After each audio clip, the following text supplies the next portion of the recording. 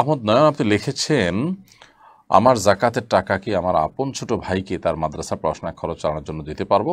দেওয়া গেলে কত টাকা পরিমাণ দেওয়া যাবে? ভাই আহমদ নয়ন, আপনার জাকাতের টাকা আপনার ছোট ভাইকে যে মাদ্রাসায় পড়াশোনা করছে তার খরচ চালানোর জন্য দিতে পারবেন, যদি সে আপনার একান্নভুক্ত বা আপনার অধীনস্থ না হয় বা তার দায়িত্বভার আপনার উপর না থাকে। আপনার বাবা বেঁচে আছেন, বাবার দায়িত্বের মধ্যে পড়ে তার ব্যয়ভার বহন করা, তো এখন আপনি ভাই হিসেবে তাকে আপনি এটা দিচ্ছেন, দিতে পারেন। আর যদি বাবার দায় দায়িত্ব যেটা, সেখানে বাবার দেওয়ার সামর্থ্য আছে, বাবা দিচ্ছেনও, তারপর আপনি তাকে দিতে চাইলে সে সুযোগ তো নেই।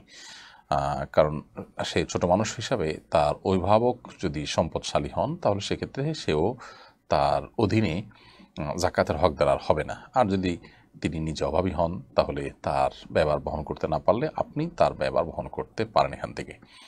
তাসনিমা